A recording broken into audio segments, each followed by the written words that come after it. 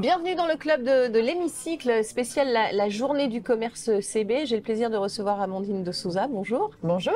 Amandine, vous êtes directrice générale du Bon Coin, site e-commerce que l'on connaît bien, qui concerne essentiellement la seconde main. Est-ce que vous pouvez nous en dire plus, sachant qu'un Français sur deux aujourd'hui utilise le Bon Coin, hein? Ouais, on a un Français sur deux qui se connecte sur la plateforme chaque mois. On est vraiment dans le quotidien des Français et des Françaises. Le Bon Coin a 18 ans cette année. C'est vraiment une solution pour trouver dans 75 catégories tous les produits dont vous avez besoin. On est leader sur le marché de l'automobile, donc véhicules d'occasion. On est leader sur le marché de l'immobilier, ce qui est peut-être un peu moins connu. Un peu moins connu, effectivement. Surtout en Île-de-France, mais on est leader. Et puis sur la partie biens de consommation, évidemment, tous les produits que vous pouvez échanger quand vous déménagez, quand vous apercevez que certains habits, vous ne les mettez plus. Et puis sur l'emploi et sur la location de vacances. Quels sont les enjeux? On va parler plus en particulier après des spécificités, mais quels sont les enjeux du commerce pour le Bon Coin aujourd'hui? Les enjeux pour nous, c'est vraiment de faire de la seconde main le premier choix et de rendre l'achat de seconde main aussi facile que l'achat de produits neufs. On est vraiment historiquement un média de petite annonce. Donc en fait, avant l'existence du Bon Coin, vous aviez des journaux, vous regardiez les petites annonces papier, et puis ça s'est digitalisé. Plus récemment, on est devenu vraiment un acteur du e-commerce, puisque maintenant on a des solutions de paiement et de livraison directement sur la plateforme, donc on est devenu transactionnel. Pourquoi on a fait ça? 80% de nos échanges se font encore en face à face. Donc idéalement, dans notre ADN, vous trouvez le produit proche de chez vous à vendre ou à acheter. Exactement. Absolument. Mais si c'est pas le cas, vous avez l'opportunité de le faire partout en France et de faire voyager ces produits de seconde main, qui est toujours mieux qu'un achat de produits neufs. Donc voilà. Et donc même au sein de ces échanges en face à face, on les sécurise aujourd'hui par du paiement sécurisé sur la plateforme. C'est ça l'enjeu aussi, c'est de sécuriser ces transactions.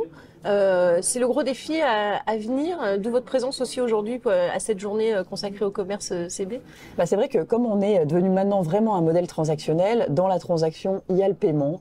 Il faut que ce soit le plus fluide possible, le plus sécuritaire. Ça fait partie vraiment de l'acte d'achat. Et donc nous, on doit être un acteur qui peut proposer toutes les solutions possibles. Donc paiement par carte, évidemment, on a notre propre wallet désormais. Donc en fait, l'argent reste sur le Bon Coin et permet d'être sécurisé et d'être utilisé ultérieurement pour un achat sur le Bon Coin.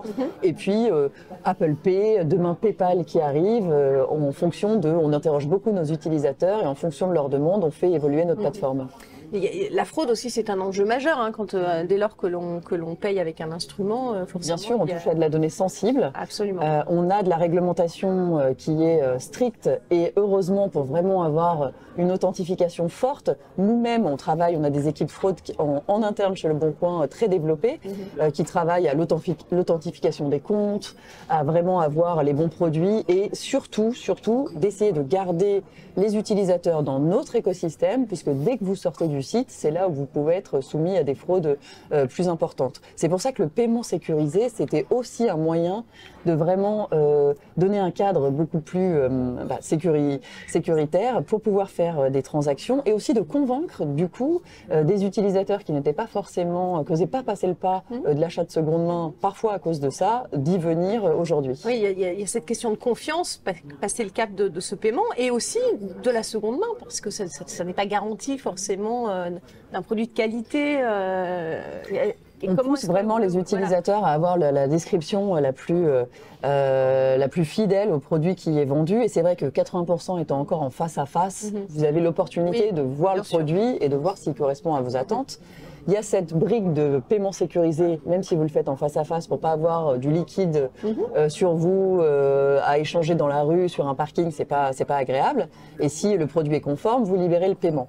Mais c'est vrai qu'il y a des sujets de donner de plus en plus des produits qui sont vendus en fait. Exactement, d'informations. Et nous, on utilise beaucoup d'algorithmes qui vont vraiment modérer l'ensemble des produits qui sont déposés sur la plateforme pour s'assurer évidemment qu'elles répondent à nos politiques de modération et que les produits soient le plus conformes possible en fonction de ce qu'on peut vérifier. La seconde main, c'est vraiment une tendance et une demande des consommateurs, de plus en plus de concurrents en plus. Il y en a de partout. Oui, parce que toutes les marques en plus veulent faire du seconde main aujourd'hui. Ouais. Alors il y a une vraie tendance sur la seconde main. Pourquoi? Déjà vraiment dans un contexte de pression sur le pouvoir d'achat, c'est des produits qui, en général, sont 45 à 50% moins chers que les produits équivalents neufs. Donc évidemment, la première raison de venir à la seconde main, c'est vraiment avoir des produits moins chers. Ensuite, il y a évidemment juste derrière, avoir une consommation plus responsable. Je pense que tout le monde se rend compte que le monde et la planète est saturé de produits, de presque tout ce dont on a besoin a déjà été produit. Donc comment on fait circuler ces produits qui sont parfois pas dans les bons domiciles et trouveraient preneurs ailleurs. Il y a des initiatives tous les jours, vous avez raison, de marques, de distributeurs qui s'intéressent à ces sujets de seconde main, poussés par le réglementaire, poussés par la volonté de mieux maîtriser leurs produits de bout en bout, poussés par les utilisateurs qui posent des questions et challengent les marques à ces sujets.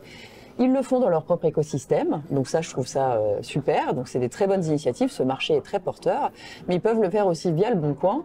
Donc le Bon Coin peut... un partenaire B2C. D'accord.